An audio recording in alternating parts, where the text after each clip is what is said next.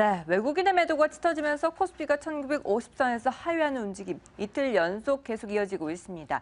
금통위의 옵션 만기일까지 시장에 또 변곡점이 기다리고 있는데요. 시장에 대한 전반적인 흐름과 함께 전략을 세워보도록 하겠습니다. 한국투자증권 이프렌드웨어 박지영 차장과 함께합니다. 안녕하십니까? 안녕하십니까? 네, 일단 시장에서 외국인이 시장의 발목을 잡고 있는 상태입니다. 연일 매도 공세가 이어지고 있는 가운데 대형주 중심으로 상대적으로 팔아치고 있는 반면 중소형주 중심으로는 오히려 매기가 집중이 되고 있는데요. 외국인 수급 왜 이렇게 엇갈리는 걸까요? 일단 지금 대형주들이 자사주를 사고 있습니다. 외국인들이 굉장히 팔기, 그러니까 매도하기 좋은 환경을 만들어주고 있다라고 봐야 되는데요.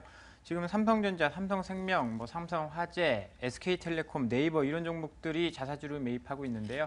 이런 대형주들의 수급을 보시면 외국인들이 꾸준히 팔고 있는 것을 보실 수가 있을 것 같습니다.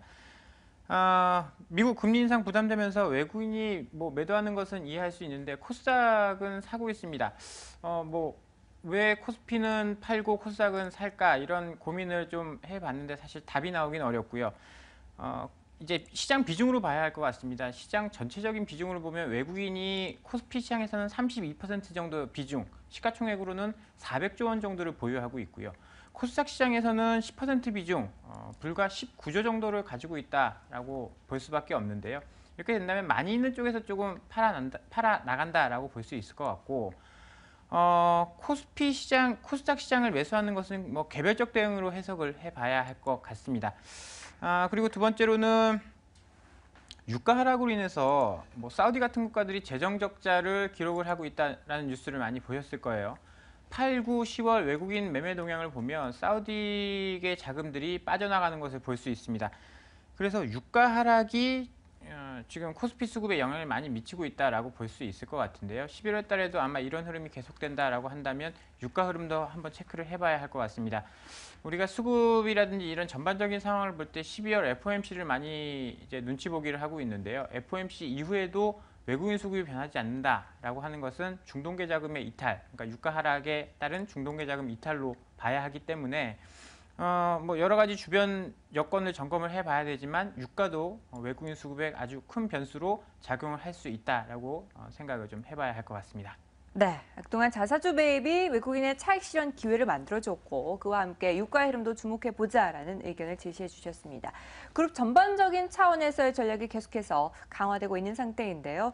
또 롯데그룹에서도 마찬가지입니다. 롯데제과 공개 매수를 통해서 롯데그룹주들 다시 한 번 더 일제히 상승 흐름을 보여주었는데요. 물론 롯데제과도 신고가를 기록했고요. 이런 상승 호재가 계속 이어지게 될 건지 아니면 단기적인 호재에 그치게 될까요? 어떻게 보시나요? 경영권 분쟁이 몇 개월째 계속 되고 있습니다. 지금 신동빈 지금 회장이 승기를 잡은 것은 맞는데요. 이런 경영권을 좀 더 확고히 하기 위해서 일본 롯데그룹이 롯데제과 지분을 지금 공개 매수를 한다라고 밝혔습니다. 지분 구조를 살짝 좀 보면요.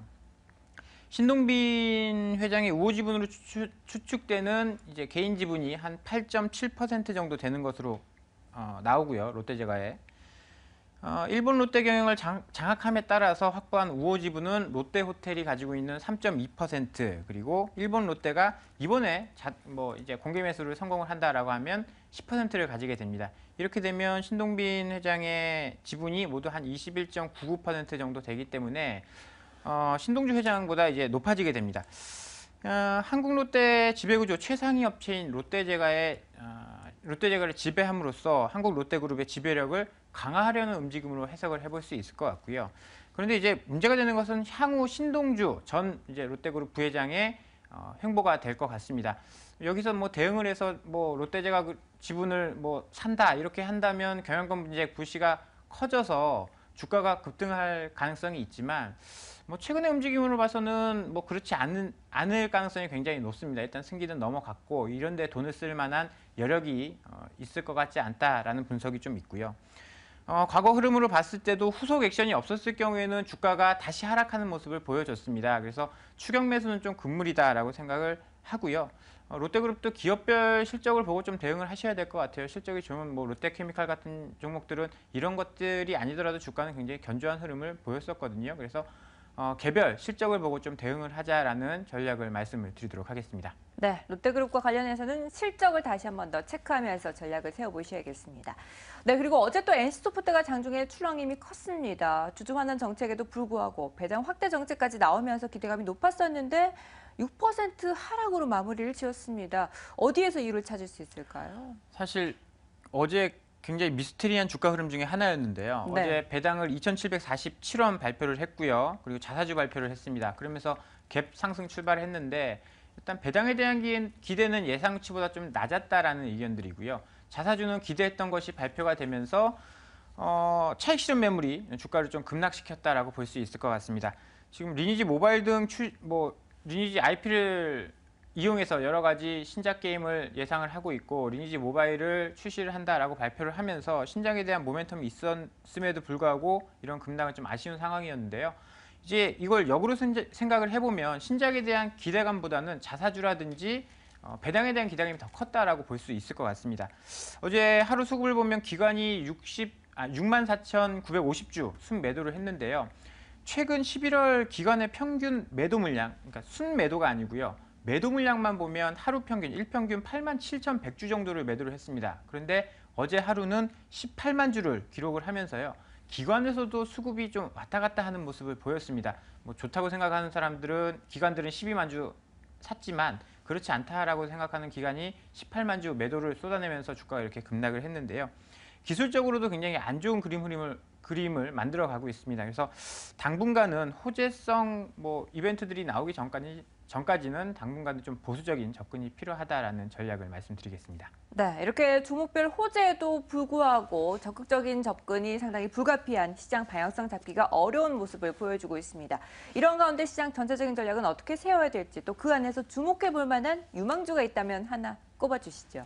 네, 오늘 이제 금통위가 있고 만기일인데요. 일단은 최근에 미결제 약정이 많이 감소하고 있습니다. 그러면서 좀 물량 부담은 좀 줄어났다라고 볼 수 있겠고요. 그렇지만 공격 앞으로 할 만한 시장은 아니다라고 생각을 합니다. 보수적인 의견 계속 좀 드려보겠고요.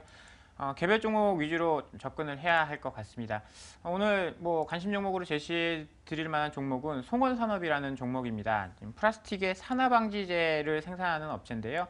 바스프에 이어 세계 2위 업체입니다. 원재료 패널 가격은 하락하고 있고요. 제품 가격은 작년 이제 하반기에 바스프가 가격을 올리면서 송원사업도 제품 가격을 올해부터 한 2차례 정도 올리기 시작했습니다. 원재료 가격은 낮아지고 있고 제품 가격은 올라가고 있다라는 것은 실적이 굉장히 좋아질 수 있다라는 기회적인 요인으로 실질적으로 개선이 되고 있고요. 2016년 PER 기준으로 봤을 때는 7배 수준의 저평가 영역에 지금 처해 있습니다. 주가는 많이 올랐지만 실적이 개선되고 있기 때문에 앞으로 관심 있게 볼 수 있을 만한 종목으로 송원산업 제시를 해드리도록 하겠습니다. 네, 시장에 대해서는 보수적인 접근 전략을 그리고 오늘의 유망주로는 밸류에이션 매력이 부각되고 있는 송원산업을 꼽아주셨습니다. 참고해 보시기 바라고요. 한국투자증권 이프랜드웨어 박재영 차장과 함께했습니다. 말씀 감사합니다. 감사합니다.